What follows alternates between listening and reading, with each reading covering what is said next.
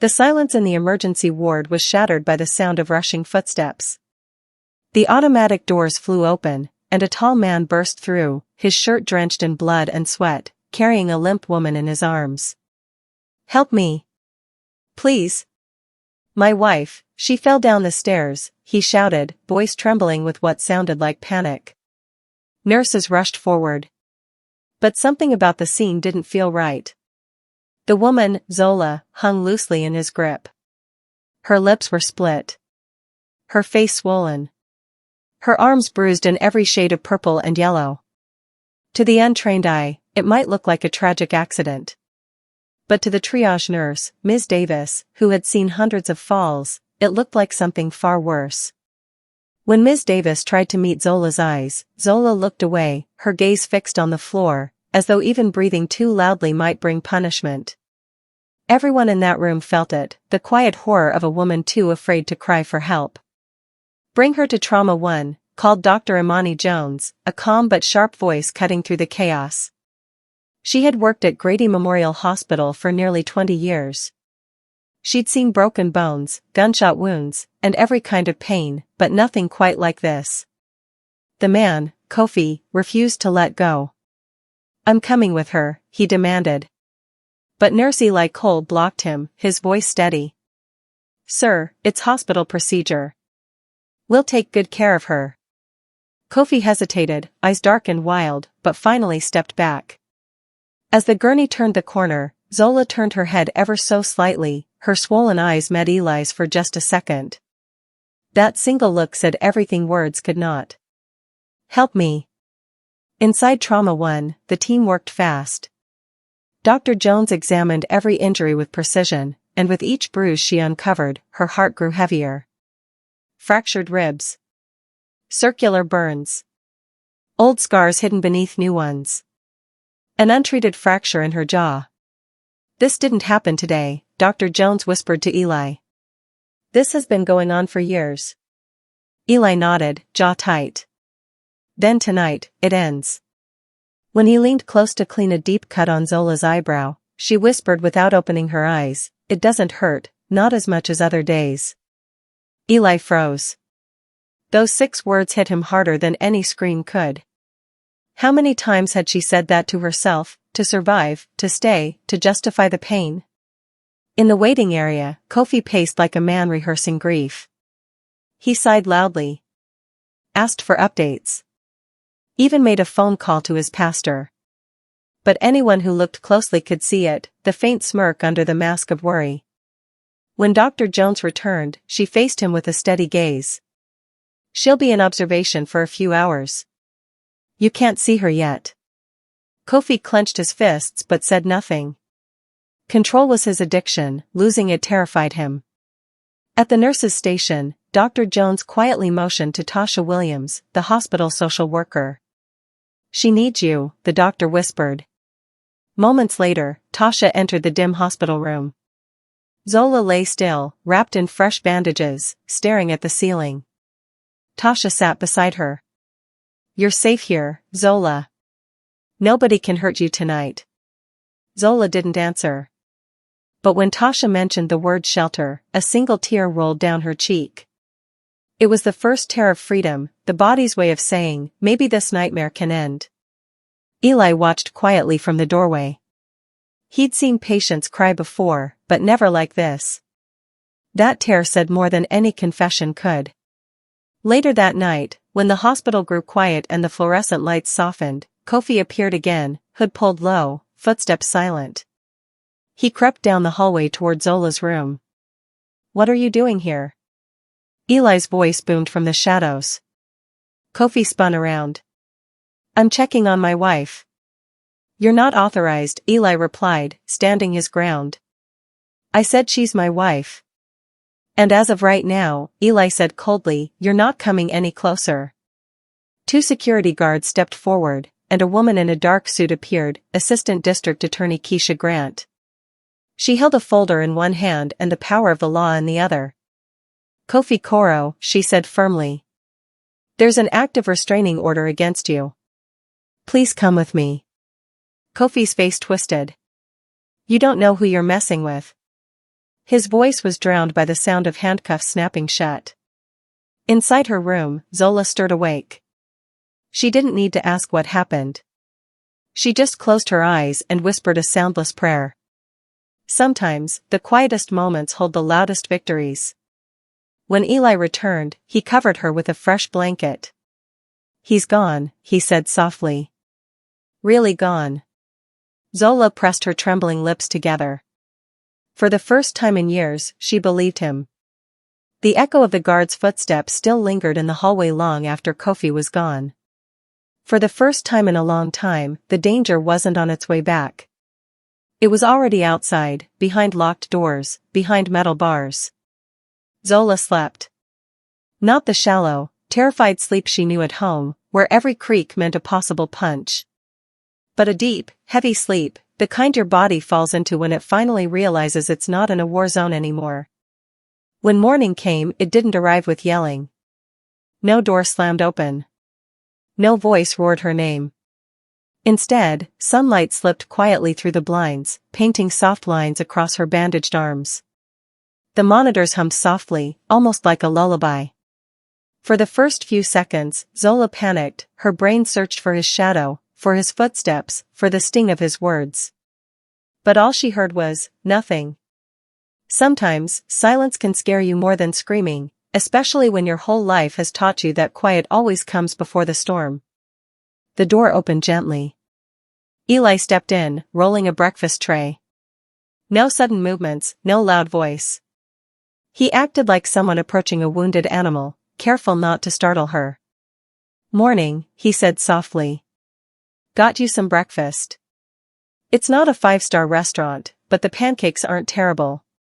Zola managed a weak smile. Not a happy smile, but one that said, "I see you trying." "Thank you." "Did you sleep?" he asked. I think so," she replied, voice rough. "I don't know if it was sleep or just passing out." "The important thing is," Eli said gently, "you woke up in a safe place. And he's not here." Zola lowered her eyes. Even with him gone, it felt dangerous to believe that. Abusers don't just live in houses, they live in your head, too. Eli didn't push. He placed the tray beside her and stepped away, giving her space. He knew there was a difference between being out of danger and actually feeling safe. A little later, Tasha appeared in the doorway. No clipboard. No stack of forms. Just her, a calm presence with warm eyes that didn't pity, they understood. "Hey, Zola," she said, sitting at the foot of the bed. "Mind if I stay a while?" Zola nodded. They sat in silence for a moment. Not an awkward silence, but the kind where someone waits for you to find your own words. "Whenever you're ready," Tasha said quietly, "I'm here to listen. Not to judge. Not to rush you. Just, here." Zola inhaled. The air felt heavy, like it was filled with broken glass. She searched the ceiling, as if the sentences might be written up there somewhere. "The first time he hit me," she began, "he said it was an accident." Her voice trembled, then steadied. "We were arguing about a bill. He shoved me. I fell and hit my shoulder on the table. He cried the whole night. Bought me a new phone the next day. Said he'd only gotten that angry because he loved me. Because he was worried. Because I don't know how to live without him." She swallowed hard. And I believed him. How many people stay, not because they're weak, but because someone convinced them that abuse is love? Tasha didn't interrupt. She didn't say, "Why didn't you leave?" She knew that sentence had probably haunted Zola already. "Then he started checking my texts," Zola continued, eyes distant. "Told me who I could talk to. Deleted my social media. When my best friend tried to visit, he screamed at her through the door that I wasn't interested. I stopped calling my mom. Stopped talking to my sister. Stopped talking to myself." Her lips trembled as her words broke free. "By the time I looked up, I'd cut everyone off. And once I had nobody left," she paused, a tear sliding down her cheek. "Then he really started beating me. Like I was something he owned. Like I was his personal punching bag. The tears came faster now. Not gentle ones, angry ones. Years of swallowed pain finally spilling over. I used to think I deserved it, she blurted out, as if confessing a crime. Every time he said it was my fault, I believed him. I believed him more than I believed myself. Tasha shifted closer and gently took her hand. What do you think now? She asked softly. Zola took a slow, shaky breath. It sounded like the first real breath of her adult life. I think, she whispered, staring at her bruised fingers, I think if I stay, I won't live. There it was, not just a sentence, but a turning point. The moment a victim stops asking, why is he doing this to me, and starts asking, do I want to survive this? Across the hospital, in another wing, paperwork moved, phones rang, signatures were collected. The DA was building a case. The restraining order was active. The law, for once, was not 3 steps too late. But none of that mattered if Zola didn't choose herself. I don't know how to start over, she admitted. I don't even know where I'd go. I've forgotten what it feels like to wake up without wondering if I did something wrong. You don't have to know everything today, Tasha said. You don't even have to be brave today. You just have to stay alive today. One step at a time. Zola's lips pressed into a thin line.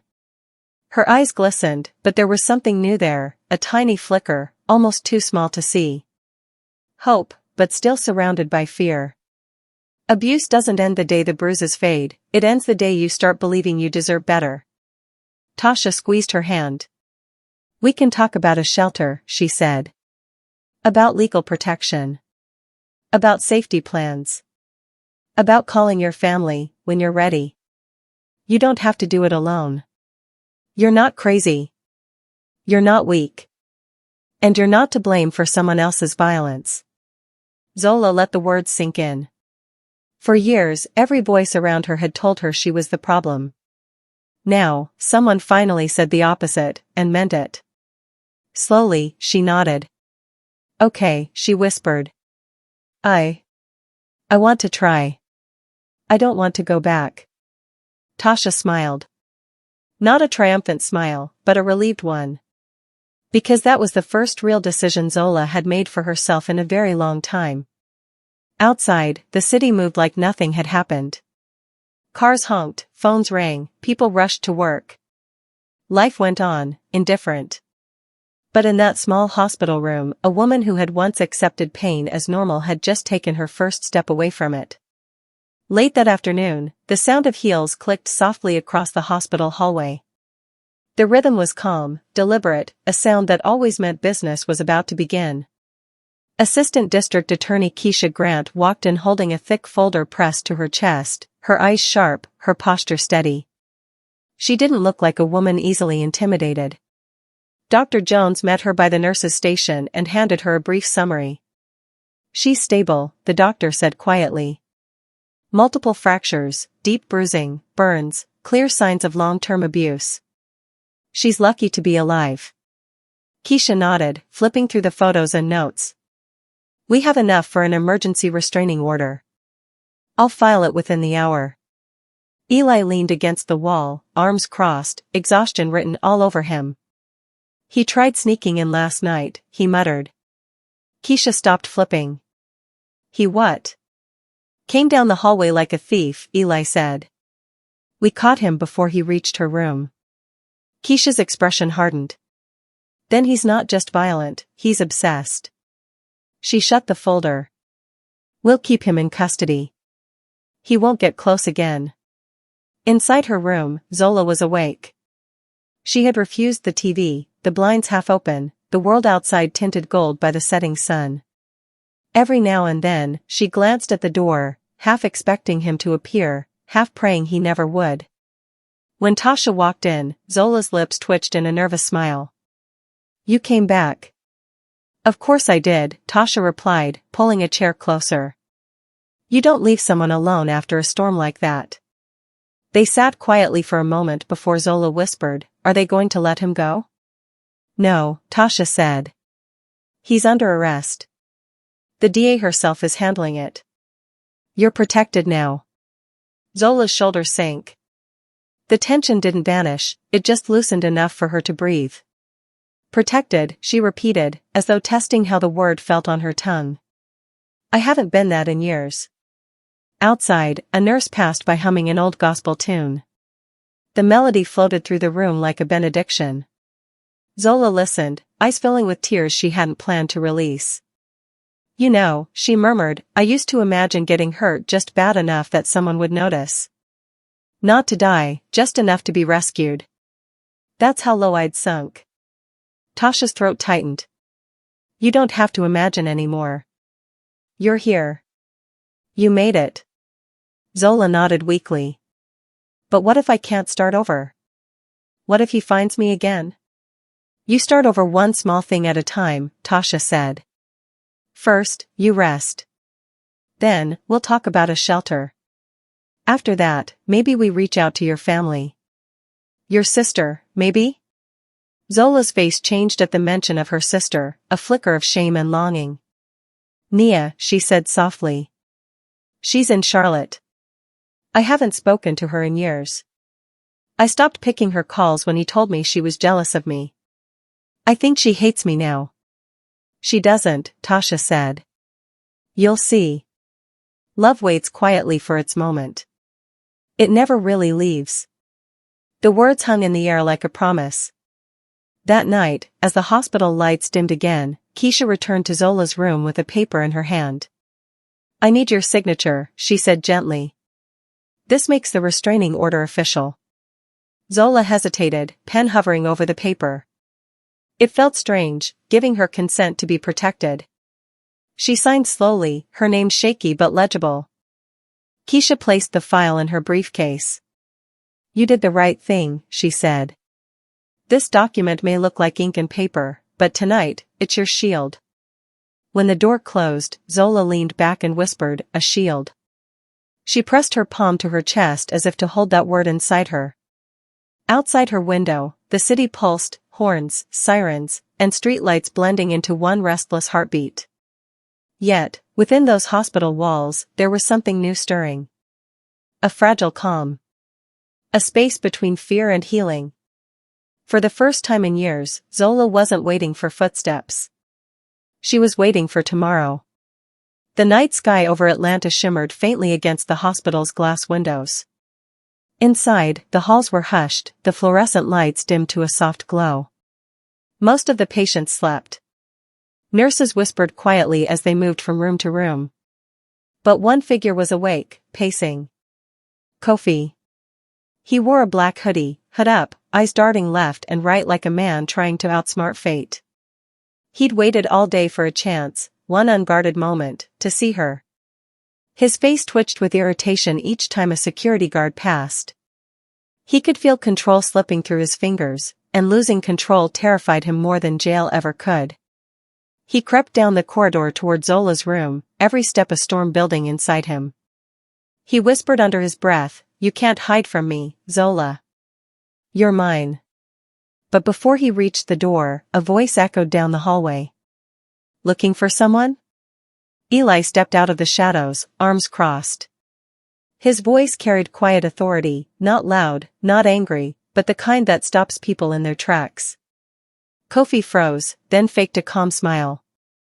I'm checking on my wife. You were told not to come back. I just need to talk to her. You people don't understand. Eli's voice hardened. You're right. I don't understand men who break the women they claim to love. Kofi's jaw clenched. Watch your mouth. I'm watching your hands instead, Eli said evenly. Behind him, two security guards emerged, followed by the calm, composed stride of Assistant District Attorney Keisha Grant. She held a document in her hand, her expression sharp enough to slice through the tension. Kofi Koro, she said firmly, her voice echoing through the corridor. There's an active restraining order against you. You're under arrest for violating it. Kofi blinked, stunned. You can't do this. I'm her husband. Keisha didn't flinch. You stopped being her husband the moment you became her attacker. The guard stepped forward. Kofi backed away, eyes wild.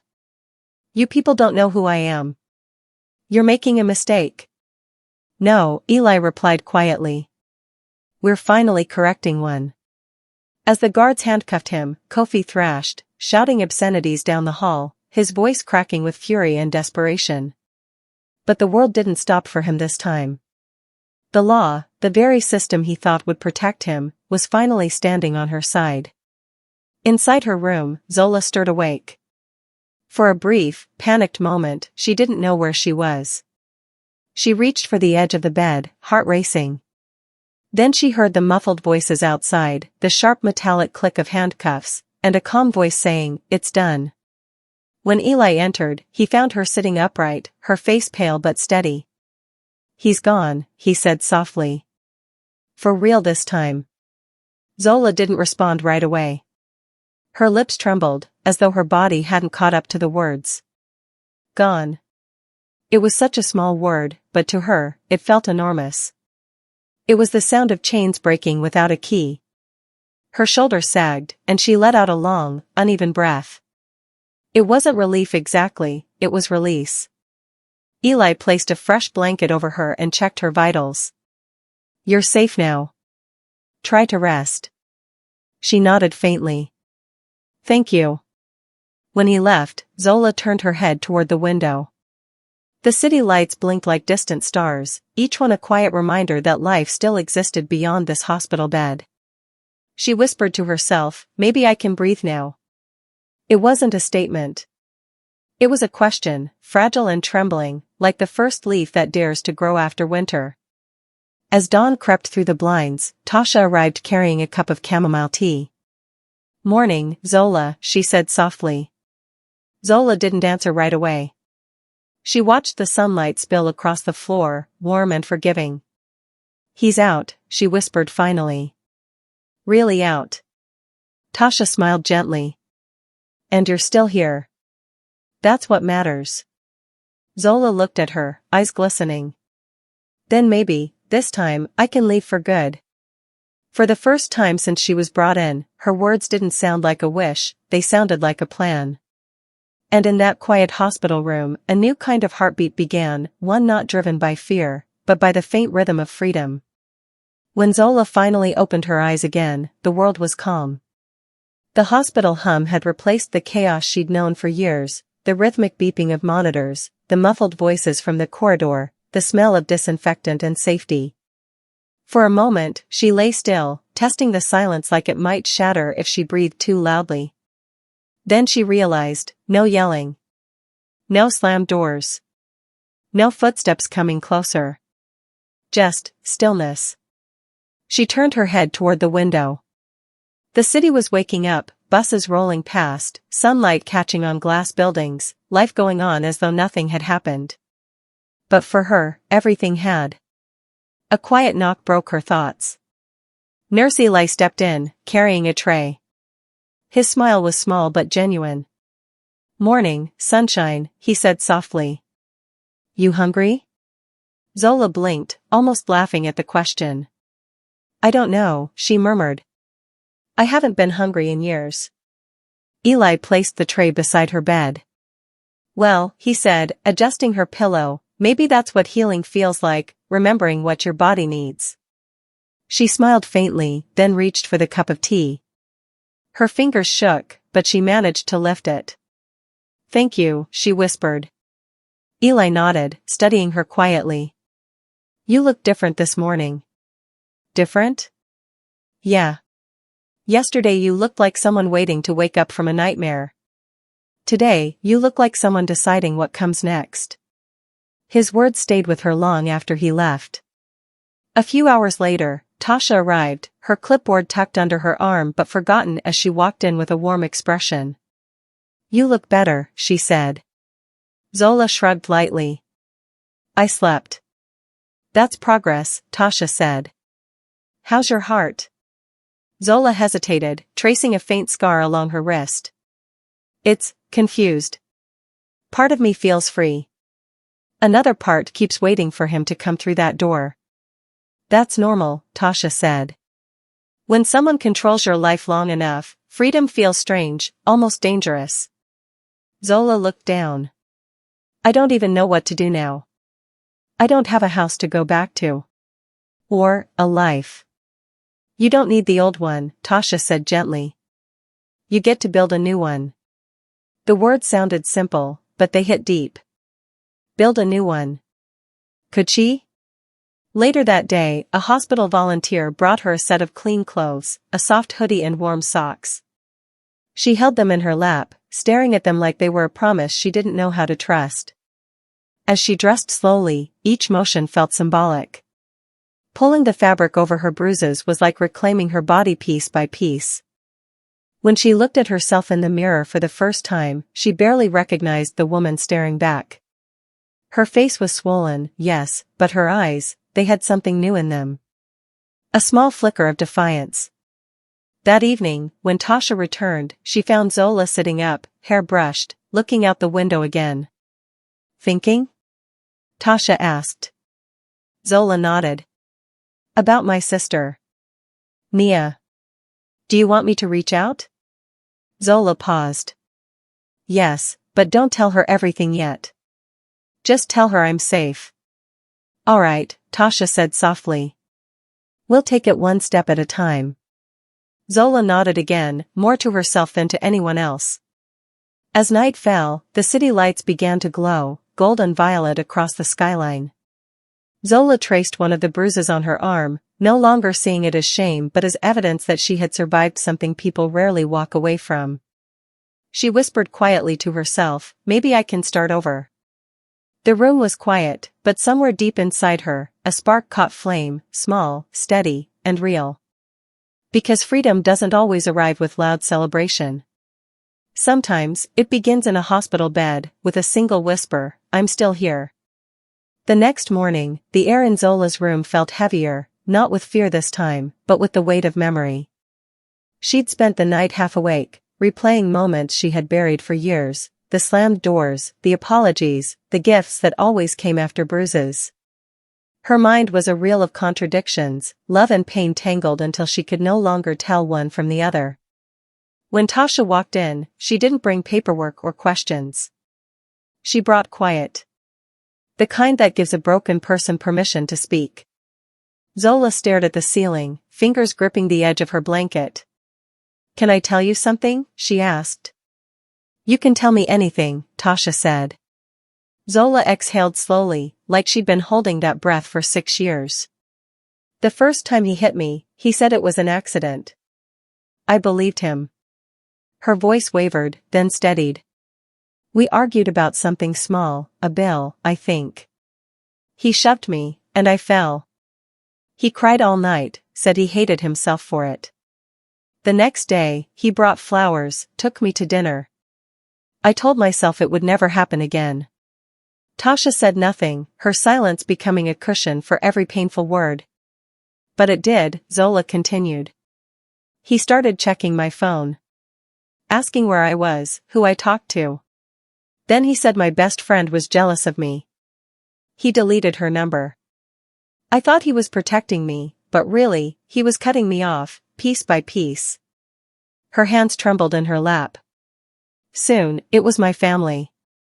My mom. My sister. I stopped calling. I stopped being me. Tasha moved closer, voice calm. That's how control works. It doesn't start with bruises.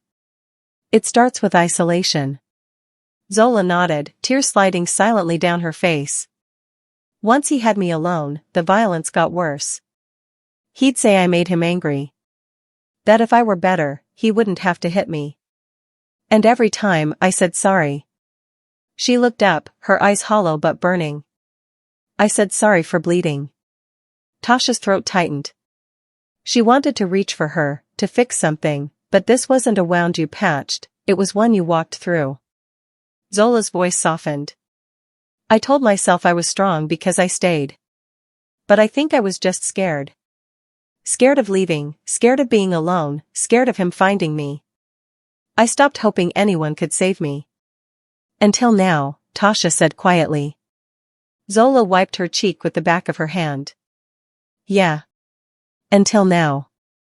For a moment, the room was silent except for the distant rhythm of hospital monitors. Then Zola added, "You know what hurts most?" I forgot what my own laughter sounded like. Tasha smiled sadly.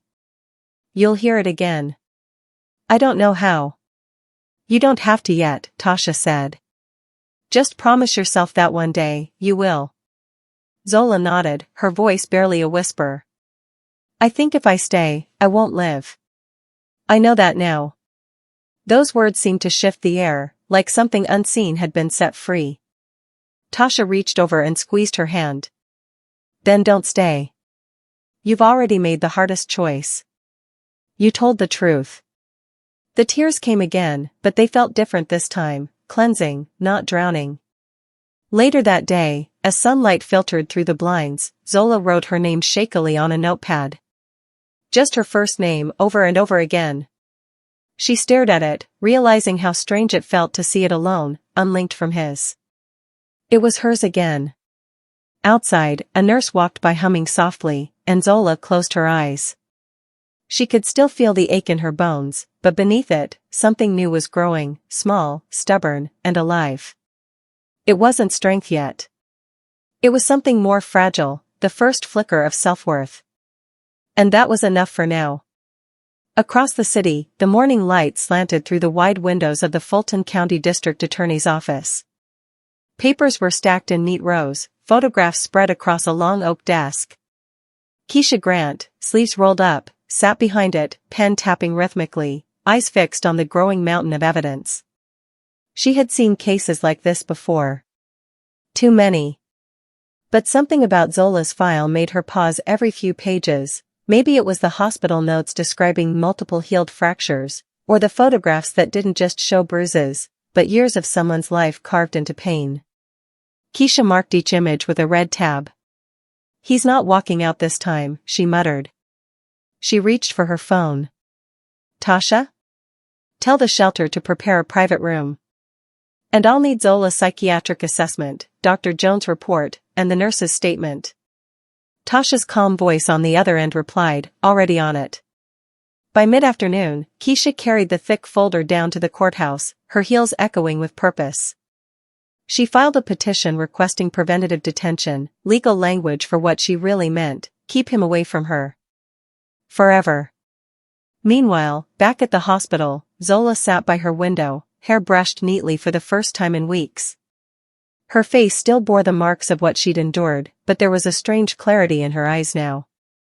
When Tasha entered, she carried news, and a familiar name. "Someone's here to see you," she said softly. "Your sister, Nia." The words hit like a gentle storm. Zola froze. Her lips parted, but no sound came out. She came?" Tasha nodded. "She drove all the way from Charlotte. She just wants to see you." Zola's breath shook as she whispered, "Please, don't tell her everything." "Not yet." "I won't. You can tell her what you're ready to." Moments later, the door opened. Nia stepped in hesitantly, eyes wide, hands trembling as she took in the sight of her sister, thinner, bruised, wrapped in hospital linen. The last time she'd seen Zola, her laughter filled a family dinner table. Now, she looked like someone who'd survived a war. "Zola," Nia's voice cracked. I didn't know." Zola tried to smile, but it came out broken. "I didn't want you to." For a long moment, neither of them moved. Then Nia crossed the room and threw her arms around her sister. The dam broke. Tears, apologies, whispers, all of it rushed out at once. "I'm sorry I let you go," Nia cried. "I'm sorry I didn't ask for help," Zola whispered. They held each other for what felt like forever. The kind of embrace that meant what words can't. When they finally pulled apart, Nia wiped her sister's tears. "Mom and Dad know now," she said softly. "They're angry, not at you, at him. At themselves for not seeing it." Zola shook her head. "There's no point in blame. I just want peace." Tasha watched from the doorway, her eyes wet.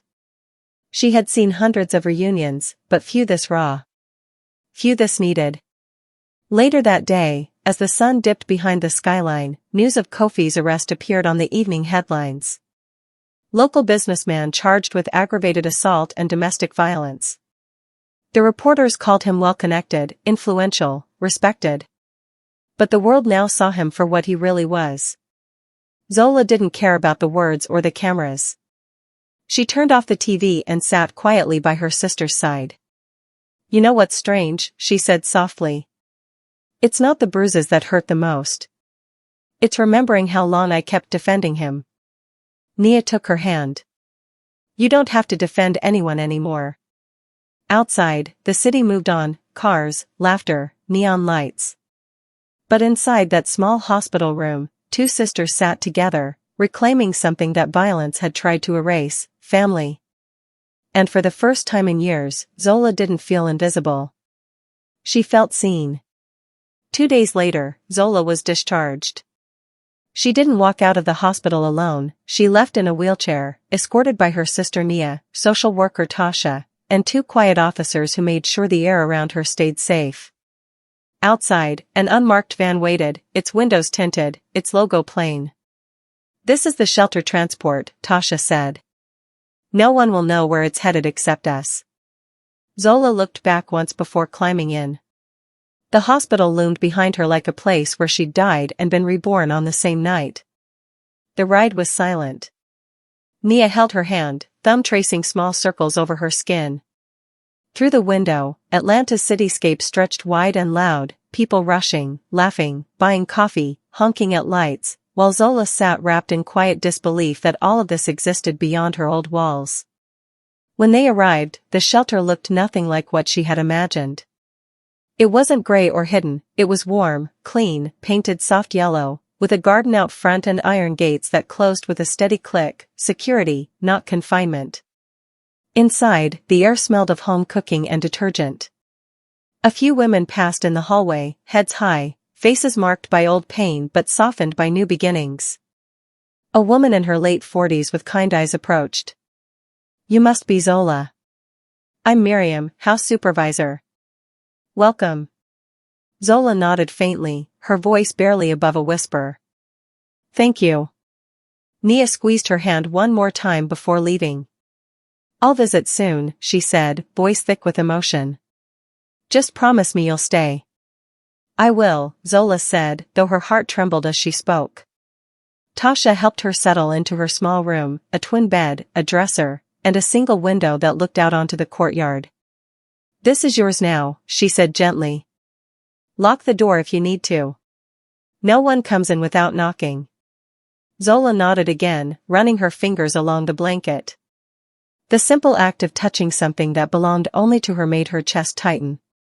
That evening, while the other women gathered in the dining hall, she lingered by the doorway. That's when she noticed a girl standing alone by the window, slender, quiet, barely 16, her eyes sharp and tired in a way that shouldn't belong to someone so young.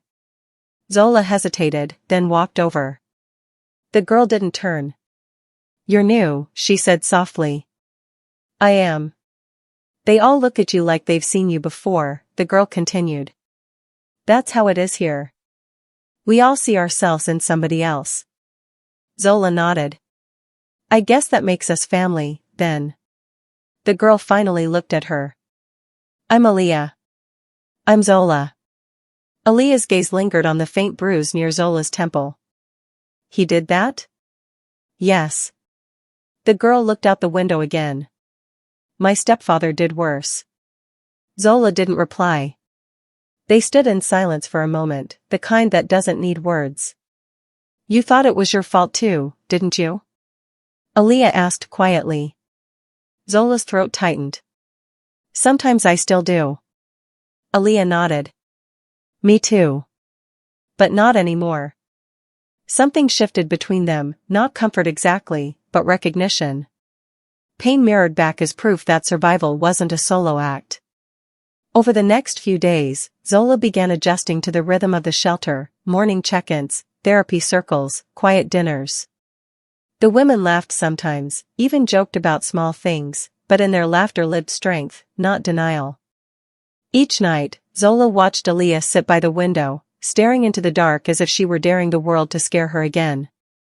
And each morning, Zola found herself sitting beside her, not saying much, just being there. It was a strange kind of healing, slow, awkward, but real. On the fifth night, as rain tapped softly against the roof, Zola lay awake staring at the ceiling. She could still hear echoes of his voice somewhere deep in her mind, but for the first time, it didn't control her breathing. In this quiet yellow room, behind guarded gates, she was finally learning what safety sounded like, not silence, not fear, but peace. And peace, she realized, was the loudest sound she'd ever heard. The days at the shelter settled into a fragile rhythm.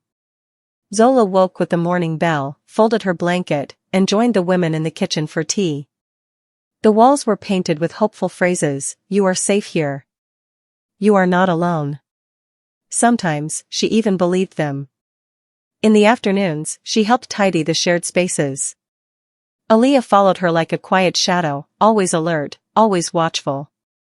The two didn't talk much, but a silent bond had formed, the kind born only from shared pain.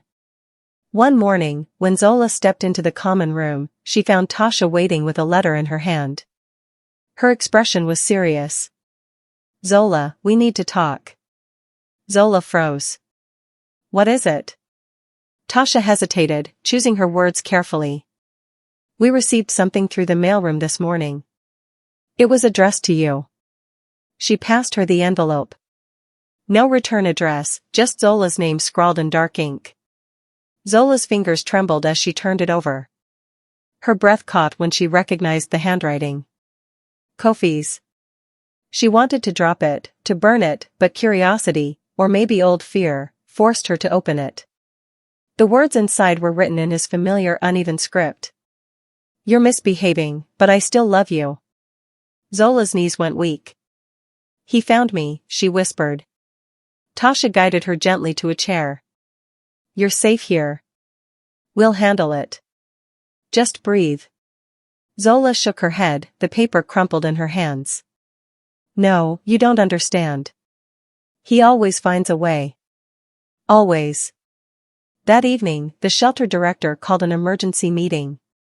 They increased surveillance, restricted visitors, and notified the police. Still, everyone moved a little more cautiously.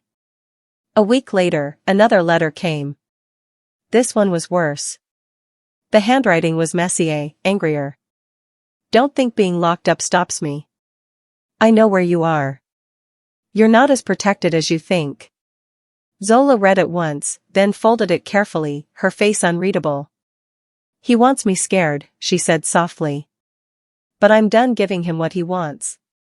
Tasha immediately contacted Keisha, the district attorney.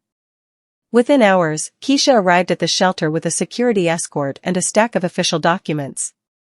"We're investigating how he managed this," she said, frustration tightening her jaw. "It could be a corrupt guard or a leak in the mail chain. I've requested an internal audit." Zola nodded slowly. "He's reaching from his cage." "Yes," Keisha replied, "but remember, that's all he can do now. Reach.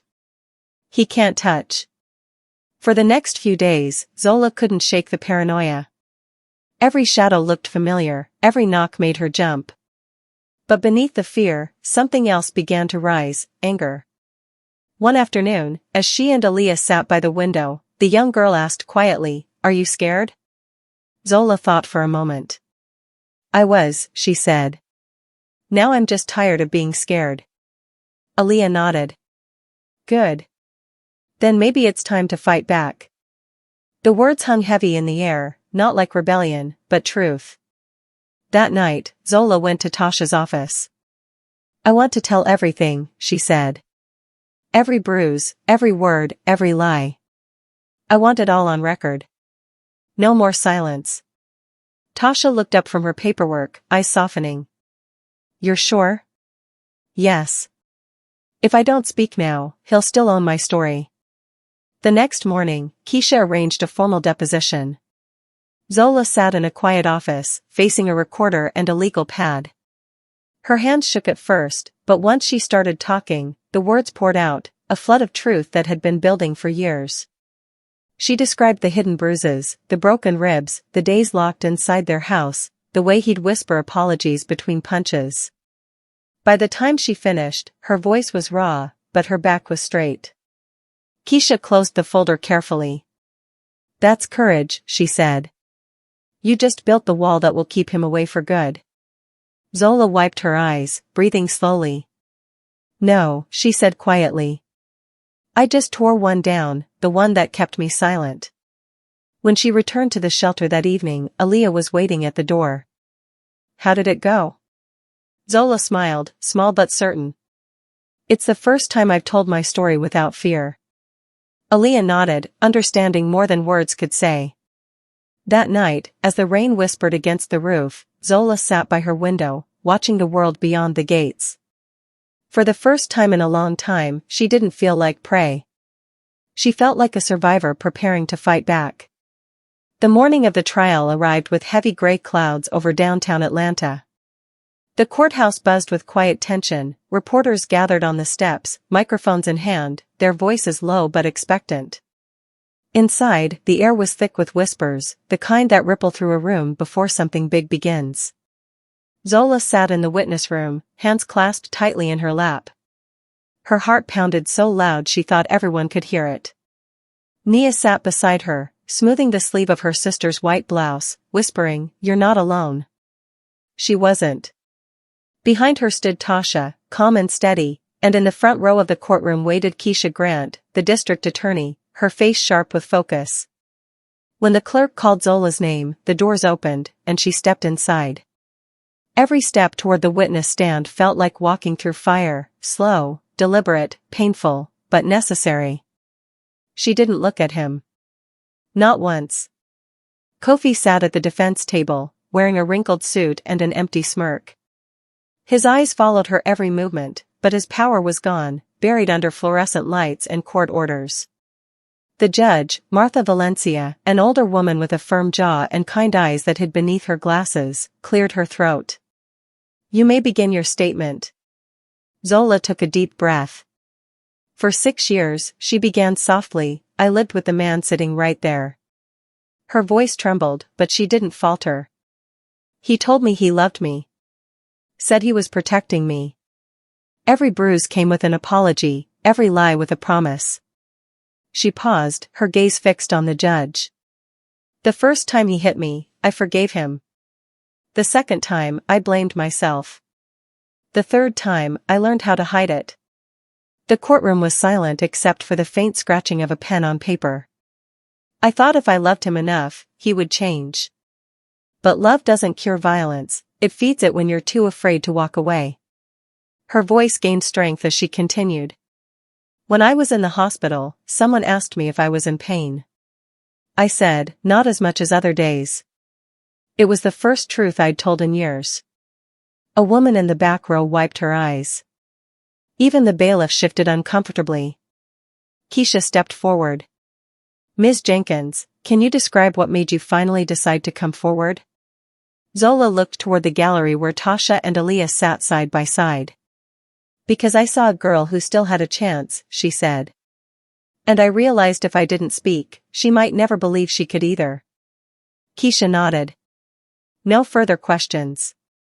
The defense attorney rose, papers in hand, voice smooth and rehearsed. "Ms. Jenkins, isn't it true that you sometimes—" "Objection," Keisha snapped before he could finish. "Victim blaming, Your Honor." "Sustained," Judge Valencia said sharply. "Proceed carefully, counselor."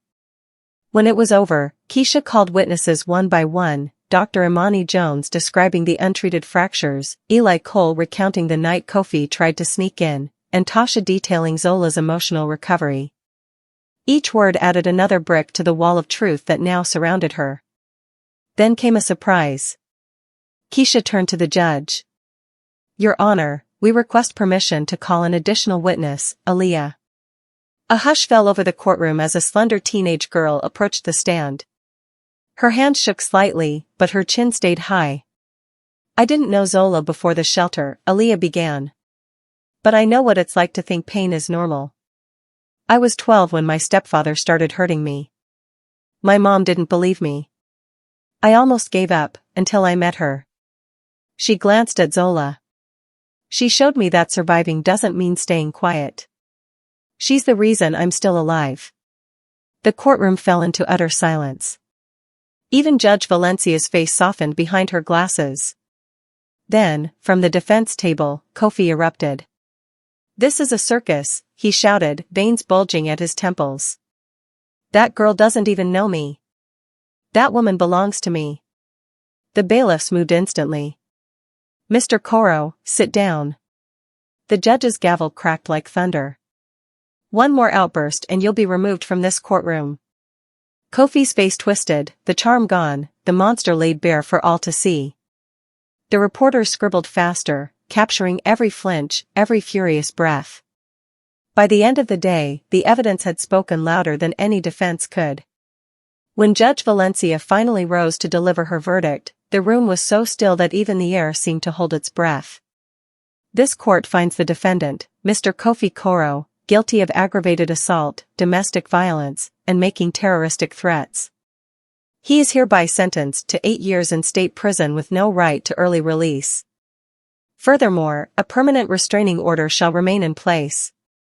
The sound of the gavel struck like a closing door, not on her freedom, but on his.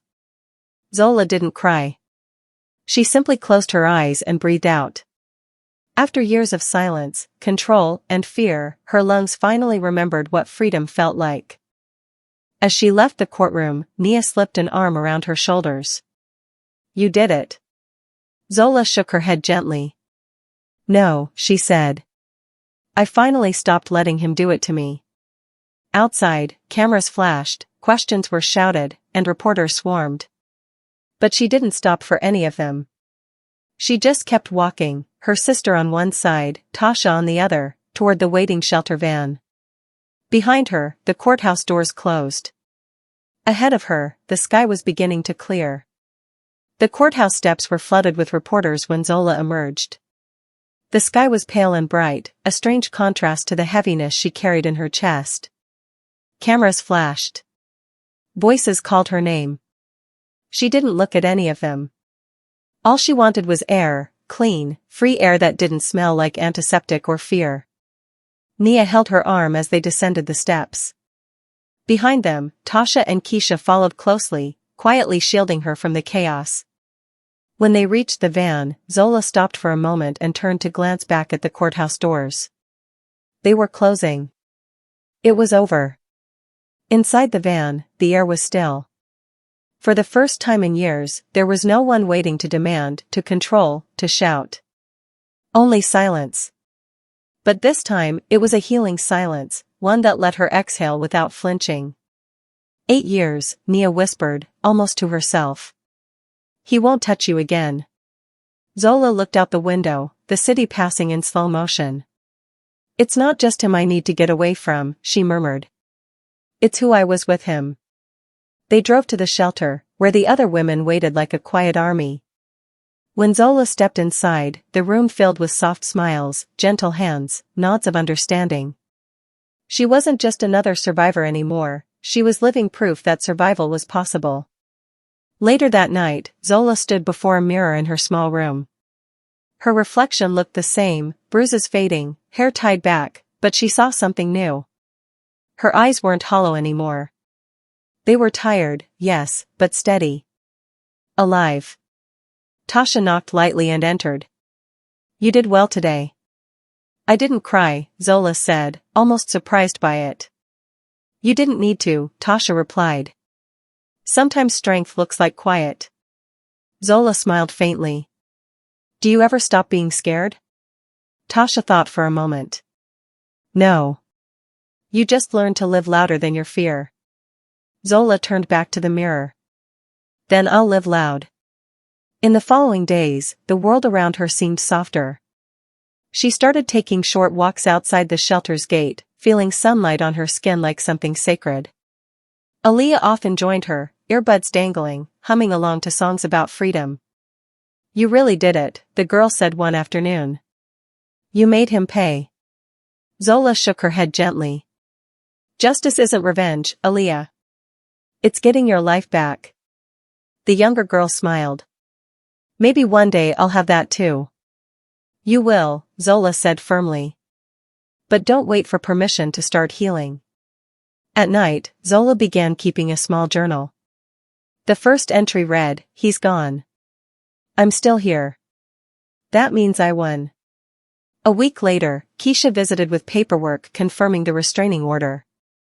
"You're free to live anywhere now," she said. Zola traced the seal on the document. "Freedom feels strange," she admitted. "It always does when you've been caged too long," Keisha said with a kind smile. "But it suits you."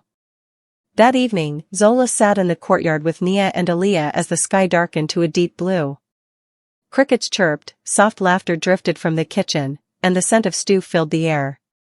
For a moment, everything felt normal, painfully, beautifully normal.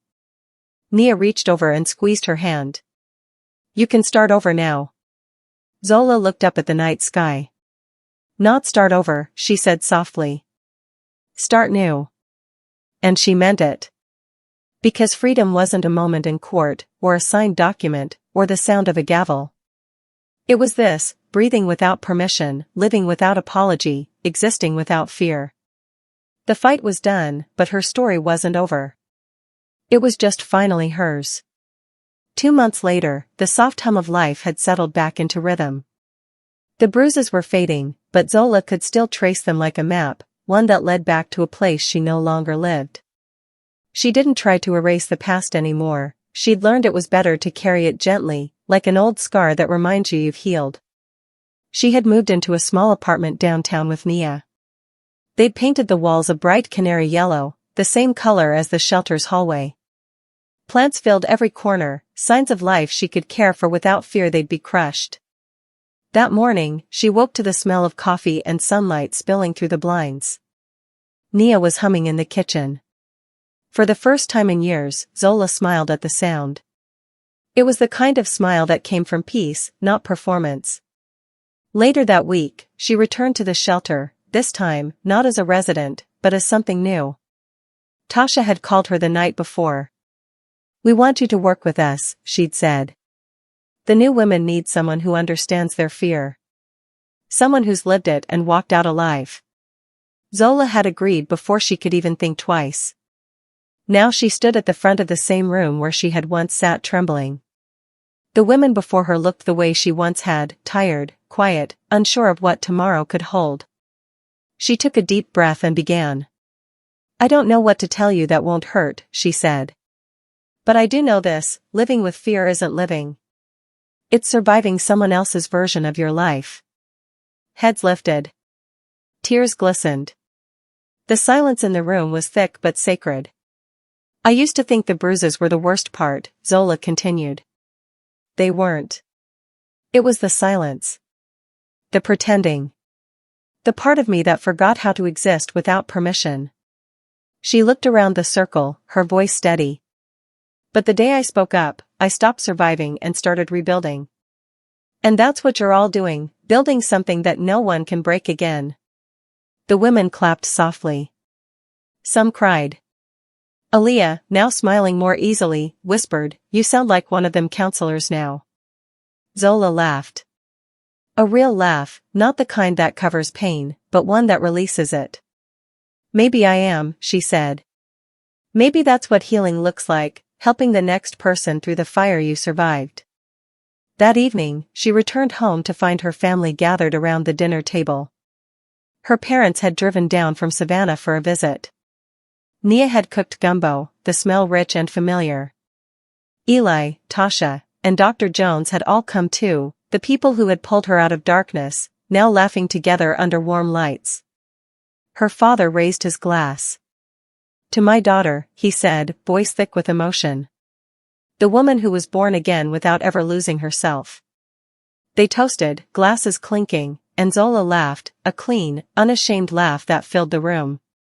Later that night, when everyone had gone, she sat by her window with her journal. The city shimmered outside, the same city that once scared her now pulsing with quiet possibility. She wrote slowly, her handwriting firm. "I didn't heal. I rebuilt myself. And that's more valuable than any cure."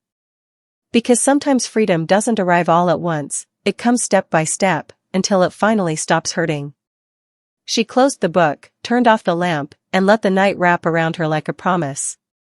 For the first time in 6 years, Zola slept without dreams, only peace. And peace, she realized, wasn't the end of her story.